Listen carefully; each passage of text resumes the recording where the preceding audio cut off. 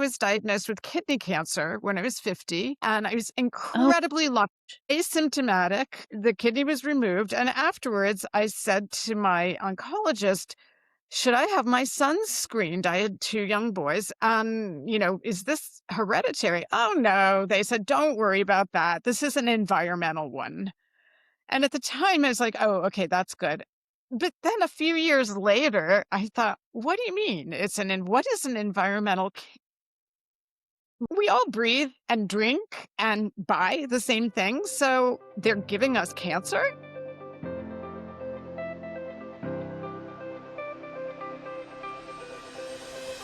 hello, and welcome to the Scientista Podcast, where we bring you conversations with leaders, changemakers, and cultural figures, sharing how they're turning science and facts and truth into real-world impact. I'm former Assistant Secretary of State Monica Medina, and unfortunately, my co-host, the wonderful Shata Chakrabarti, can't be here with us today. She has just gotten married, and she's not able to join for this recording, but we'll look forward to seeing her when she gets back from her honeymoon. And it's been, I think, a really important time as we look back at the first year of the Trump administration and kind of think about all the things that have happened over the course of the year and the ways that it's impacted all of us personally. And when I think about it, I think about families and kids. And, for me, that really harkens back to my work on environmental protection on Capitol Hill and in agencies in the federal government. And I started down that path because my daughter had asthma. It's a story that I've told many times before, and I've told previously on the podcast that my daughter's asthma actually inspired me to go into this work on environment and conservation and pollution and air pollution, and why air pollution was probably a factor in why many kids in her generation were getting asthma in kind of greater numbers than ever before. And so that sparked my interest in this work. And we see today so much is changing with respect to our clean air protections under the auspices of rolling back the Green New Scam, or whatever the Trump administration is calling air protections. They are rolling back a lot of the important parts of the Clean Air Act and the regulations that implement it. And Congress is busy trying to undo these basic environmental laws at a time when they're saying that they're in favor of making America healthy again. And so this kind of juxtaposition of what they say and what they do has really been on my mind a lot this last week as we think about the first year and how much they've been able to accomplish and how hard they're working to roll back environmental protections, things that Americans don't agree with, how fast they're moving to undo these basic protections. So that's what makes today's episode of Scientista so important, because we're going to be talking with someone who's been a builder of a movement around clean air and clean water and moms as a force for good, for protecting clean air and clean water and children's health. And so I'm really excited about this conversation with Dominique Browning, who's the director and founder of Moms Clean Air Force. Take a listen. So we are exceptionally fortunate today to have with us Dominique Browning, the director and co-founder of Moms Clean Air Force. More than a decade ago, she convened a series of conversations with women who had expertise in climate and regulation and legal issues around the Clean Air Act and clean air laws and marketing and businesses. To come together, she convened these conversations so that people could come together to figure out how to fight climate and air pollution. And she's now built Moms Clean Air Force into a real force, a national organization with over 1.6 million moms and over a dozen state chapters that are working hard to protect our kids and our families and to make sure that our air is clean and not polluted with toxic chemicals, and that our climate laws and regulations are as strong as they can be. So welcome, Dominique. We are so excited that you're here with us today. Thank you so much. I'm thrilled to be here. Well, we always start with an origin story, and my origin story in this world of environmental activism and policy work has been around my daughter's asthma as a child. And I ended up on Capitol Hill working on the Clean Air Act when she was a young child and really struggling with breathing treatments every day. So that was my origin story. I imagine you have one too about how you came to this movement, how you thought about building this mom based movement. Just thinking as you were talking, I might have two origin stories. So the first one Good. is hard to believe that it was a little more than 10 years ago that mommy bloggers were a new thing. And I myself was blogging. That's before we had Substack. And I began to notice that there were a lot of women in the space, the blogging space, moms who were deeply concerned about protecting their children from everything toxic, whether it was air, anxiety about climate, or toxic chemicals. And all of the solutions were always oriented on what can I buy, right? What kind of filter, what kind of product? And at that time, Waxman Markey, which was the only time there was a really big climate bill, had failed. And nobody knew what to do to go forward. And clearly there was need for people to explain to the public why you need to care about these things and what you can do that makes a systemic change, a durable change, a big change.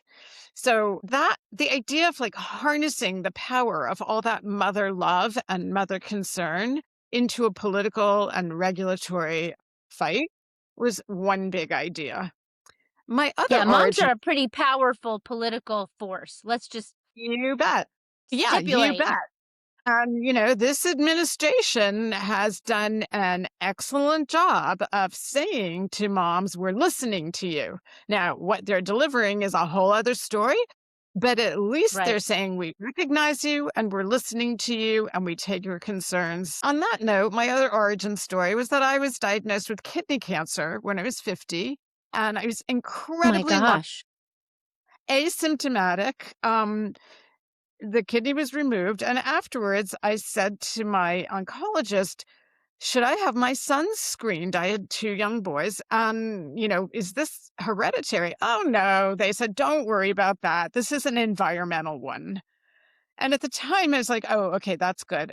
But then a few years later, I thought, what do you mean? What is an It's in the environmental, environment. right? We all breathe Right. and drink and buy the same things. So they're giving us cancer. That was another big moment for getting involved with the political and regulatory field.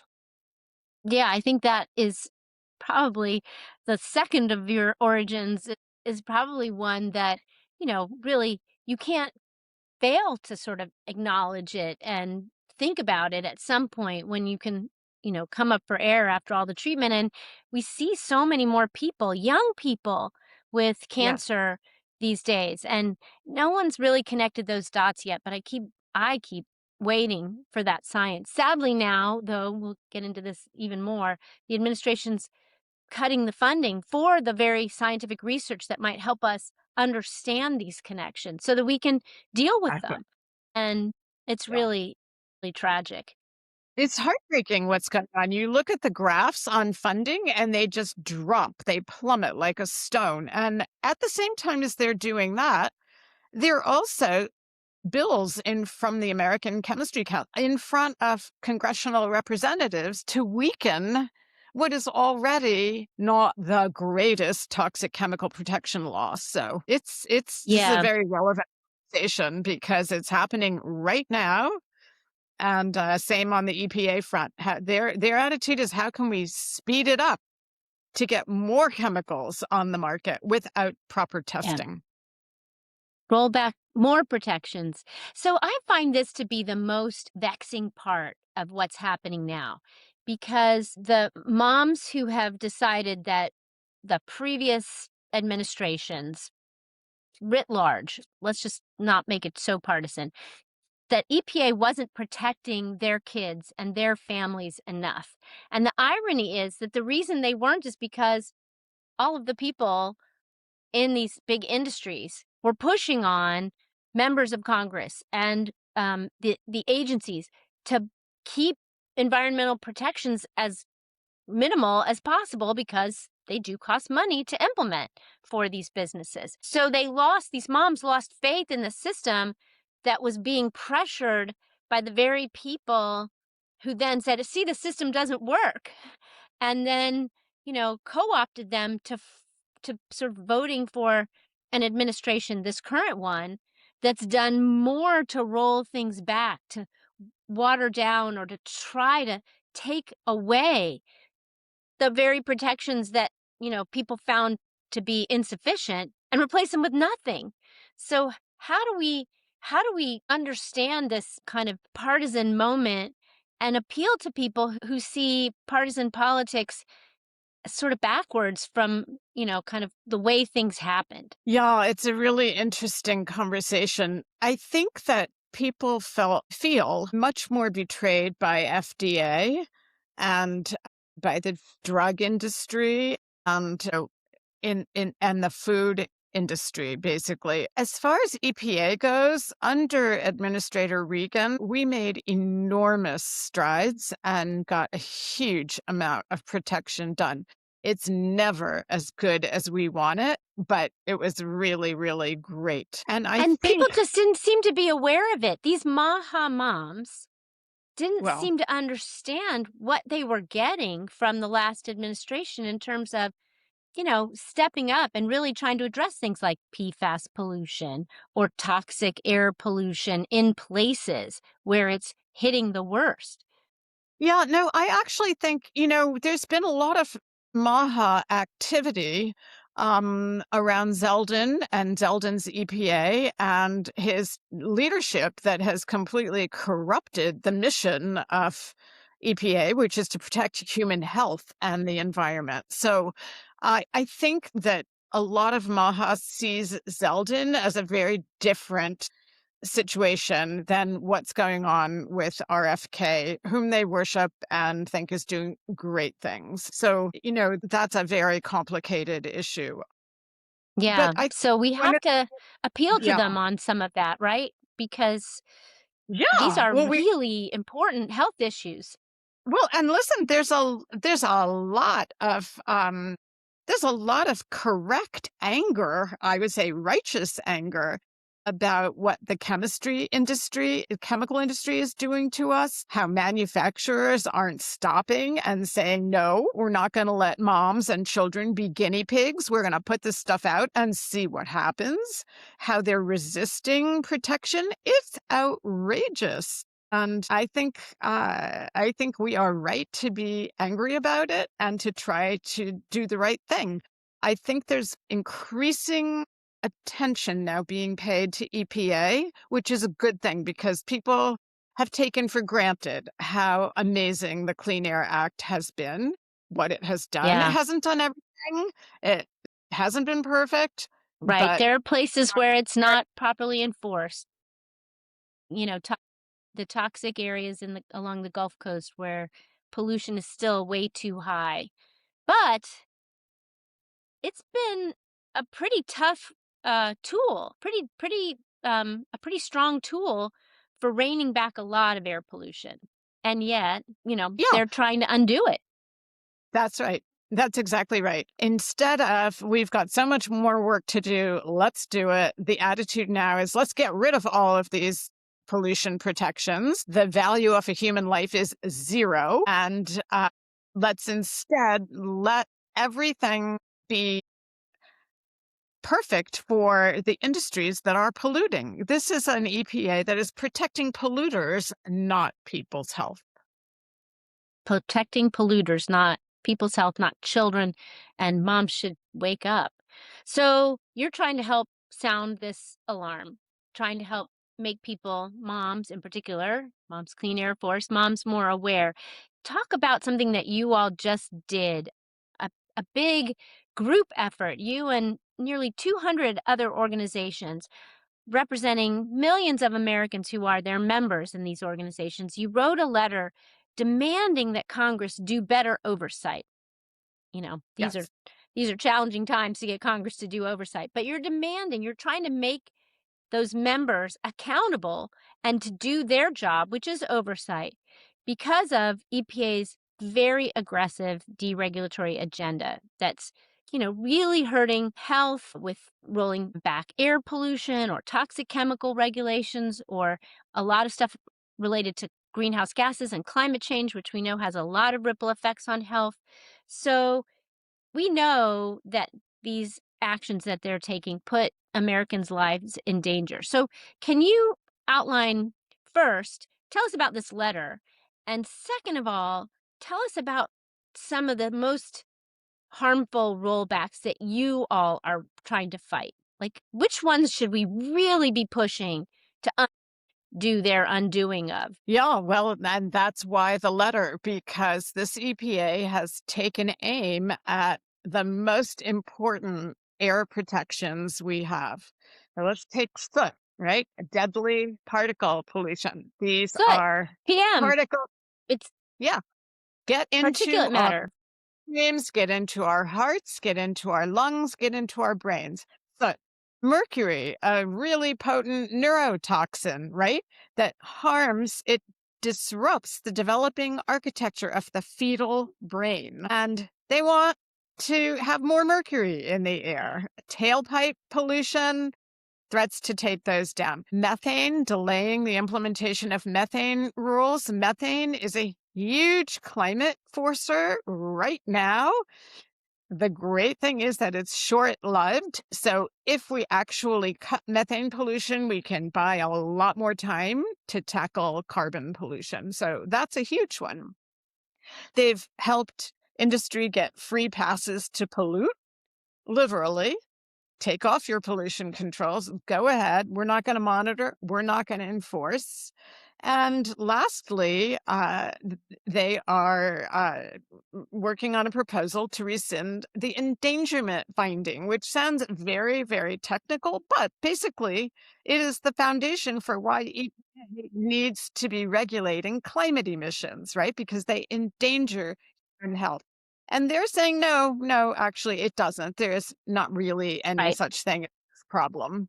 With a hand-picked committee of scientists who were hired because they deny the climate problem. So it's a disaster from day one, what is going on. And we basically finally said, enough, enough. Congress needs to step in. And I'm incredibly proud of this letter because we brought together a lot of groups that focus also on air, even though it isn't in their name, like the American Academy of Pediatrics, the American Medical Association, because these are organizations that literally make the link between that coal stack and your lungs or your baby's brain or developmental issues. Or And their asthma or or their asthma. Asthma is a huge one. And one of the success stories of the last 10 years is that asthma rates have begun to go down as our air is getting cleaned up. yeah, my daughter was not an aberration. She was part of a group of kids who were experiencing asthma at higher rates than they had in the past. And it was devastating for her, Yeah, to have those breathing treatments every day and to struggle. fine. There's nothing like as a mom watching your child gasp for air on a day that seems like just a clean air day. Yeah. And the No, my pollution, you young can't always sister. see it or smell it. Yeah, that's right. And that's a big change too. But my little sister was a school teacher of elementary school kids for 40 years. And basically she said, over the years, more and more until it was like 90% of her children would come in with a bag, with the inhaler, with medication. And, the school nurse had to handle all of this. So Yeah.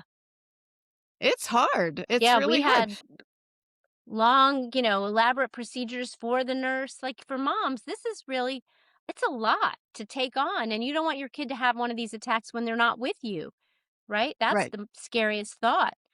right. So I think, a mom who is dealing with a child who's struggling to breathe has a great deal on her plate.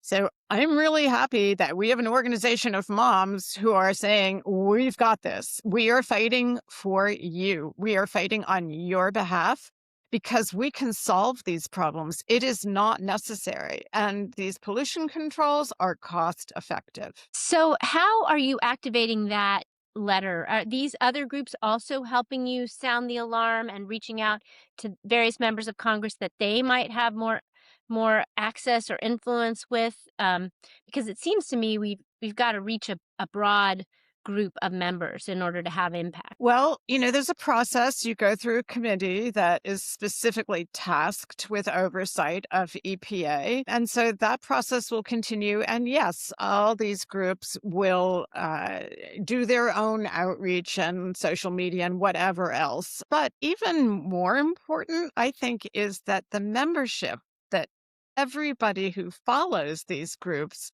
both learns what's going on and gets angry about what's going on and tells the people they voted for, we did not vote for dirty air. We did not vote against the Clean Air Act. This is a very unpopular move on the part of this administration. Yeah, it's amazing that the polling shows how popular clean air is across the board, overwhelming. There are very few things that Americans completely, have a really big percentage that agree on when it comes to political issues, particularly things that this administration tends to demonize, like the clean air or clean water or, anything climate. They try to throw it all in that bucket, and they claim to be for clean air and clean water, but they're not really doing it. They're actually rolling back more.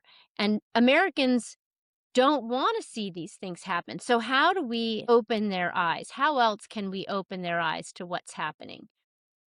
I think we've got to say it over and over and over again and show it. We have a great section on our website that shows life before the Clean Air Act. I actually remember what it was like to fly into LA when you could not see where you were landing because it was a bowl of smog or all the pollution in New York City. So, I think a lot of it is telling people what's going on and what you mentioned a little bit earlier, which is an incredibly important point. A lot of air pollution now is invisible. And so, we can use flare cameras and other things to show what it looks like if you could actually see it on that color spectrum. So there's a lot we can do to educate people, but I think we also need to express our anger that we are being gaslighted. This administration is saying we care about making America healthy again. They don't care. They're lying to us. They're just using our passion and our interest to essentially say, they're there, little ladies. And it's literal gaslighting, delaying methane rules. That's like the most Literally common thing. gaslighting. That's exactly what happens. They flare these methane seeps. It's terrible. Right. So are there economic arguments too that we can pull out and try and make people understand that isn't just about our health. It is.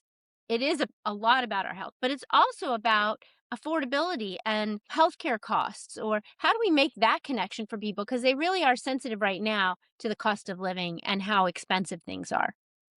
And for good reason, right? Well, so the big economic argument is, look, clean air rules have gotten stronger and over the decades, and it has not destroyed industry. Far from it. They have had record profits. So that argument doesn't hold. But right now, with the cost of health insurance rising, right? The cost of medical bills rising, especially for people who don't have adequate insurance, the cost of rebuilding communities devastated by wildfire seasons that are now unending, right? Because of climate change, because of warming temperatures. The cost of flood insurance. A lot of people can't even get insurance, people who live along Car the entire. insurance. Right. It's costing us more money There's just no way. The only people it's saving money for is the polluters. Are the polluters who don't have to pay for the costs that they're imposing on everybody else. They're just shifting the costs from themselves to all of us who have to pay for it one way or another, either at the store, in our insurance bills, in our healthcare costs. It's really, I think, one of those arguments that we need to try to educate people about because they don't see it that way. They think regulation equals more cost on them. And in fact, we know that businesses can absorb these costs a lot better than individuals can. And by the way, it is taxpayers, our tax dollars have been subsidizing these polluting industries for 100 years. So Right. that's another We've been angle. giving them We're tax breaks paying for to this. pollute and hurt our health and our economy. So let's talk about some good news because there is good news out there. A lot of it happening in states and in local communities. And you all have been involved in one where you were pushing for years for stronger methane rules. And now we see from satellite data in New Mexico that shows that oil and gas operators there are releasing only half as much methane as the same kinds of operators on the other side of the New Mexico-Texas border. So talk about how you got this wonderful victory or this really important change, and what does that tell us about why we need policy that's consistent across state lines and why we need the science and things like these satellites to be able to see and fix some of these problems. It is really important that win in New Mexico, especially because New Mexico is an oil and gas state, and New Mexico funds its school system out of oil and gas revenues, Yeah. which is shifting. So, that's a really good example of leadership, political leadership, seeing that they needed to cut waste, they needed to cut pollution, they needed to protect people. They did it. Um, and the results have been amazing. And that happened as a result of many, many people going to the state house, going to legislators, going to the public and saying, we've got to get strong methane rules here. We need protection. We need help. For us, it was educating moms, educating parents, educating caretakers, educating people as to why this matters. If you're running a daycare center, you probably have oil and gas wells not even 500 feet a mile away. So, you want those things to be running as efficiently as possible. But it just goes to show you that state level work can be incredibly important and effective. Another fantastic thing that is happening in Pennsylvania, also on gas wells, a lot of these places, Texas is one of them, have thousands of wells that have been abandoned. They've just been left behind, and they're called orphan wells. Nobody shut them down. They're still spewing methane. It Right. is They're still just invisible. leaking everywhere, right? Like from Right. It is space, you invisible see this, right? But from space, you can see it. These satellites can detect it. with We certain can't see cameras. it. Yes, with certain Yes. care, absolutely. And so, under the Biden administration, we lobbied hard to get money for plugging orphan wells, which means pouring cement down so that they stop leaking. And actually, before you plug them, finding them because they're not on a map. Nobody has plans for where they are. And Pennsylvania got some money to do that, and they have just capped their 300 plus well. The flip side of this is that it looks like there might be nearly 1 million orphan wells in A Pennsylvania. million? Yes, exactly. So, we need funding. We need to step it up. We need local leadership and state leadership to be demanding more support. But what New Mexico shows you is it works, right? You plug Yeah. leaks, it works. And that's pretty simple. Yeah. And pretty effective in terms of cutting this very important pollutant when it comes to climate change. And I will never forget, when we developed that policy during the Biden campaign about plugging those wells, it was one of those things. Just first of all, the former president, President Biden, really latched onto it because being from Pennsylvania, we told him about, the problem there, and it really resonated with him. And so he was all in. And then, when we went to try to get it done, it was a pretty popular proposal. 'Cause, it's just waste. It's just pollution for nothing. So Right. anyway, I'm Yes, glad this is to something hear about that it. has bipartisan support, and that's incredibly important, right? Yep, because that's how we're going to make progress. So That's let's right. also talk about another kind of new issue, data centers and this, expansion. And how does that impact air pollution? And mostly they're powered in ways that are kind of traditional. But tell us about the AI and data centers pose to moms and kids and families. Same thing, a huge rapid rollout using some really filthy energy sources, and it's a shame because it could have been, and it still could be, An a model opportunity. Yeah. for how you set up solar energy and, a mix of energy sources to keep them running. The question is whether these centers, which are sucking an enormous amount of energy, electricity, whether they will really enforce and install pollution measures, whether they will be serious about monitoring what's being thrown into the air, Right. because people are outraged about this. And, it's costing a ton of money. People's electric bills are going up. I honestly think that electricity bills, the whole electric sector could turn out to be a game changer on the national economy. It's a disaster. And when people are talking about affordability bills, one of the things they're talking about is the shock when you open your electric bill and it's doubled or quadrupled. Also, partly Yeah. because administration has decided that they want more coal plants operating, including the ones that were so filthy and old and And rackety that they won't even inefficient. work. Right. Right. Right.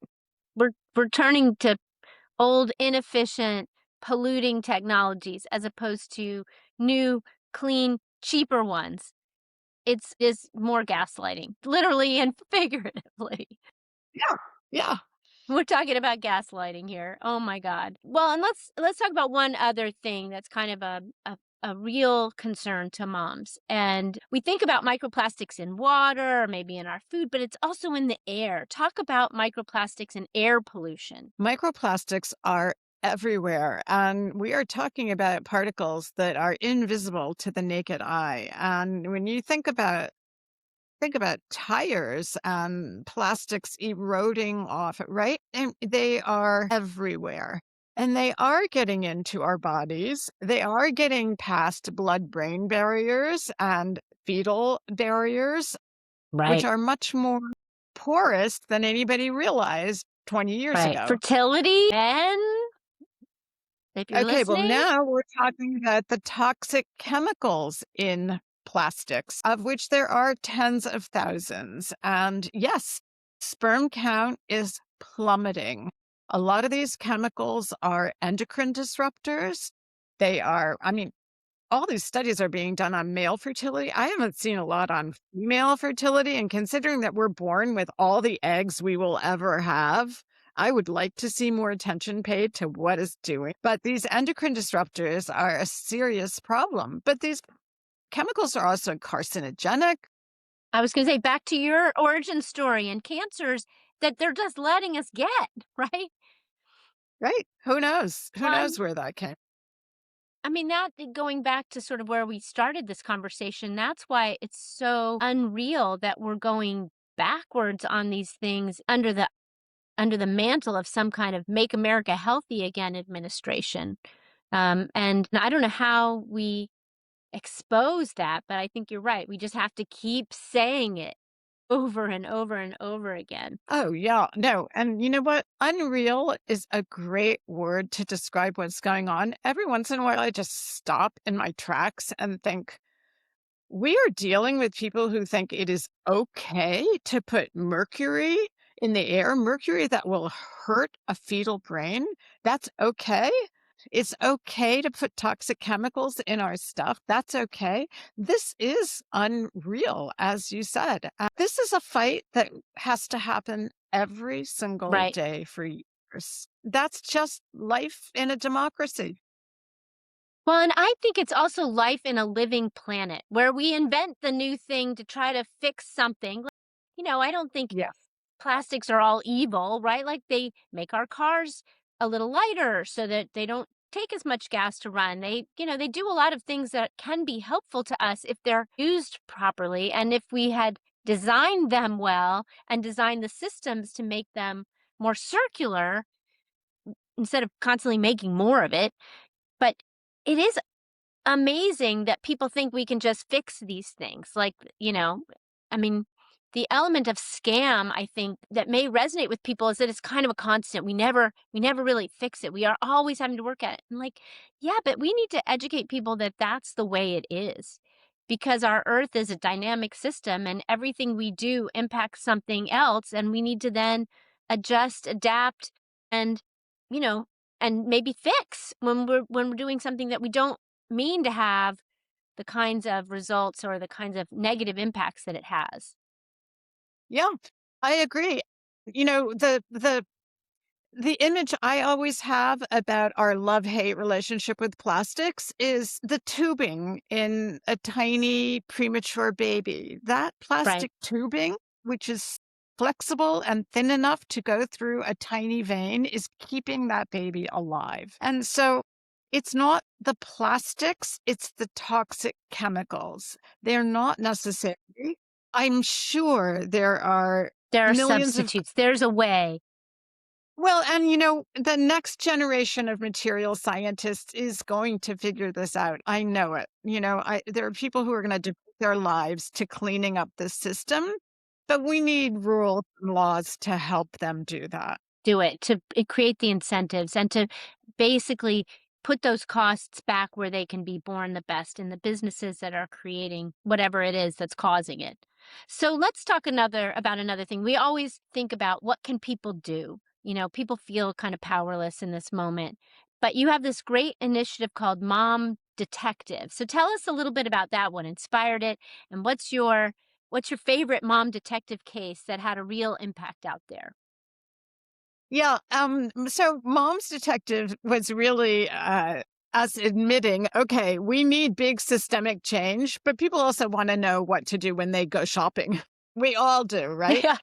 And, Yeah, well, that's where you we know, have a power that's immediate, right? Like, by what we buy. that's right. That's right. I mean, the best thing would be is if you bought good things and you wrote to your store manager saying, don't have toxic chemicals. But so Mom Detective, our writer does the detective work around various things that contain chemicals. So one of my favorite ones most recently was on fleece, which we did the first time at least 10 or 12 years ago.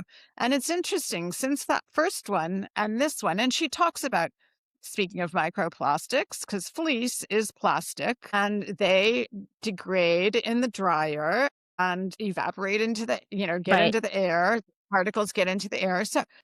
But since the first time we looked at that, there are companies like Patagonia that are really making an effort to come up with a safer, better, cleaner fleece. There are also companies that are saying, hey, go back to wool whenever you can, go back to cotton whenever you can. Well, everything has its issues, but it's just a way of raising awareness in people that we have a toxic chemical problem and you have to be careful about what you buy. Yeah, it's, I think, really important. And one of the things that Maha moms have kind of latched onto, which is they need to be actively engaged. So all moms who care about health. And I think that's pretty much all moms really Right. are aligned on this. And the key here is trying to get us all politically aligned and understanding who's really helping us and who's not. And you And, give me hope. This I organization gives and I me hope. we don't even need political alignment. There are Democrats who care, and there are Republicans who care, and there are independent. This is a mom partisan issue, A right? mom partisan. I love that. I was going to Mom ask you, how did you partisan. come up with that? It's great. And no politician actually should be running who isn't saying, "I hear you, I'm listening to your concerns, and I am going to make sure your concerns are addressed." Yeah, What we do is agreed. extremely fact-based, science-based, data-based, public health-based. We really believe in that, and we hew to that. So just more information is better. Agreed. Agreed. Well, we always like to end with a question about what do you do when you hit a curve, when you hit a speed bump or you get thrown a curveball, something unexpected throws you off the path that you thought you were on. What have you done? Have you had that happen to you? And tell us a story about a time in your career or your personal life. I mean, the cancer could be, could be that, where you hit this real problem and you had to deal with it. What was your strategy for getting through it? Actually, that's why Mom's Clean Air Force exists. So I used to be a magazine editor. I was in the journalism business my entire career as in the magazine world. The magazine world began to tank, and now all print journalism is undergoing a huge, huge Huge turmoil. shift. Yep. Folded, and I had to take time to step back and think, okay, what's the next chapter of my life? And I didn't know what it was going to be until I started blogging. I was writing a book. I was Right. writing my a say yes attitude to everything that came down the path. Just say yes, try it. And it's then that I discovered all these other women online who were concerned about the same things I was concerned about. And I began to think, okay, how can we harness our power? And that's how Mom's Clean Air Force happened. That's amazing. And how many members? Tell us. I know I said 12 chapters. How many members and where can people find out We more? are about 1.6 million members now around the 6 million. country. That's a force. That is a Yeah, force. we are a force, and that's I love that. I love the mother energy. Every state, all over the. Are there international moms out there too, or just in the U.S.? Over the years, I have gotten calls from places like Paris and India, and with people who are starting their own version, their own chapter. They want to talk about, how did you do it? How do you focus people's concerns? Especially interesting in India, which has had an enormous pollution problem. Problem. Yeah. I think there are things happening around the world where people are demanding cleaner air and safer chemicals. Yeah, we know that clean air is vital to life, just like clean water, and that dirty air kills tens of thousands of people around the world. So I just want to say again, thank you, Dominique, for Mom's Clean Air Force. Thank you, all those moms out there.